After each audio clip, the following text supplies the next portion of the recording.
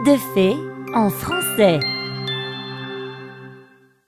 L'anneau magique. Il y a très longtemps, vivait un roi puissant qui s'appelait Salomon. Le roi Salomon avait un conseiller de confiance qui s'appelait Benaïa. Benaïa n'était pas un simple conseiller pour le roi, mais aussi un ami très cher, et le royaume tout entier parlait de leur belle amitié.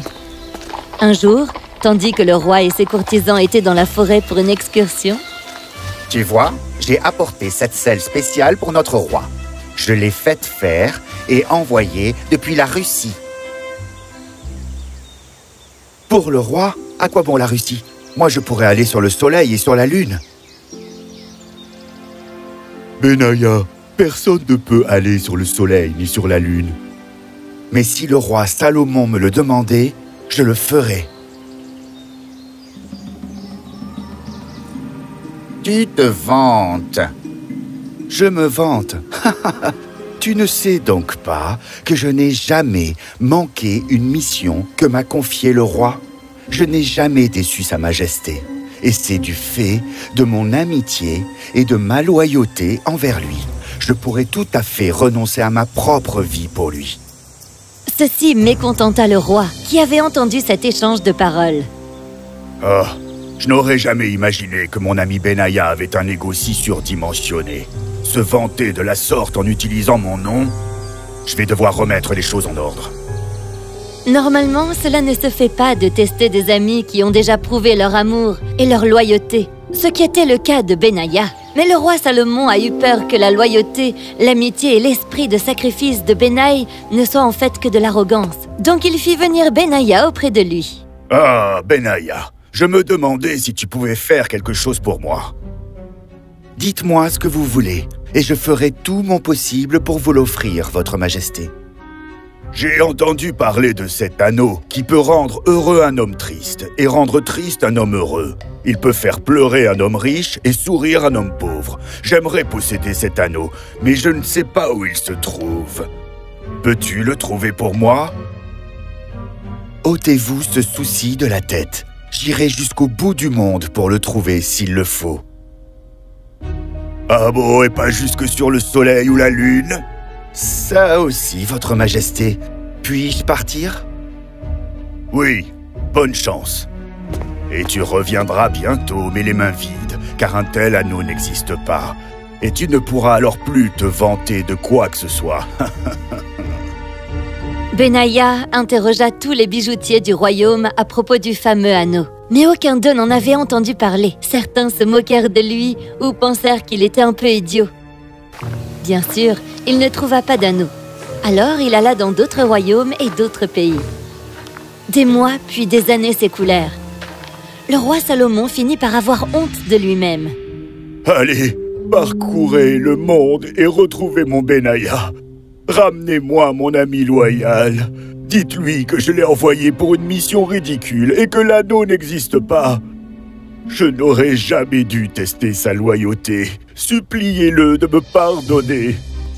L'armée du roi se divisa pour partir chercher Benaïa dans plusieurs directions. Mais même s'ils avaient croisé son chemin, ils ne l'auraient pas reconnu, car Benaïa était devenu maigre et très faible, au point de ne plus pouvoir remplir sa mission. Un jour, tandis qu'il se reposait sous un arbre, un garçon s'approcha pour chercher quelque chose. Benaïa s'assit pour regarder. Soudain, une fille sortit de la maison et appela le garçon. « Qu'est-ce que tu fais ?»« Eh bien, je cherche ta barrette. »« Elle est tombée dans la maison. »« Tu cherches au mauvais endroit. Tu cherches au mauvais endroit. » La phrase fit sursauter Benaïa. « Tu cherches au mauvais endroit. » Ça suffit. Je cherche aussi au mauvais endroit. Un anneau qui peut rendre triste un homme heureux et rendre heureux un homme triste. Un anneau qui peut faire pleurer un homme riche et sourire un homme pauvre. Ce n'est pas un anneau fait d'or comme un bijou. C'est quelque chose de plus profond que cela. C'est l'anneau de la sagesse. Aucun bijoutier n'en possède, mais des professeurs, des philosophes, des grands maîtres et des devins en connaîtront sûrement le secret. Alors Benaïa se mit en quête de professeurs, de maîtres et de devins pour leur demander s'ils connaissaient l'anneau en question. Certains lui sourirent, d'autres lui firent de grands discours sur la vie, mais aucun d'eux ne semblait savoir quelque chose sur l'anneau. Un jour, tandis qu'il discutait avec un professeur dans une grotte, Benaya, je ne sais rien sur cet anneau, mais voilà ce que je peux te dire. Un jour ou l'autre, tout cycle d'une vie, comme chaque voyage, touchera à sa fin. Benaya, rentre chez toi. Tu dois certainement beaucoup manquer à ton ami. Mais Benaï n'entendit pas la suite de ce que le professeur lui raconta.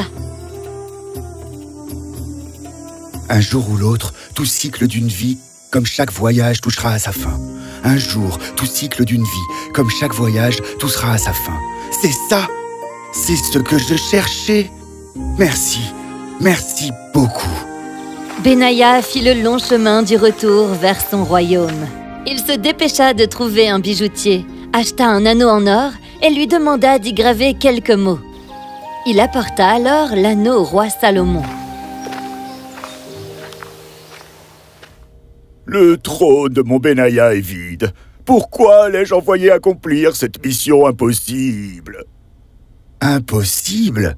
Non, j'ai trouvé l'anneau, mon ami. Je l'ai trouvé. Benaya, c'est toi? C'est vraiment toi? Oh, mon ami, je suis désolé, tellement désolé. Tu es revenu.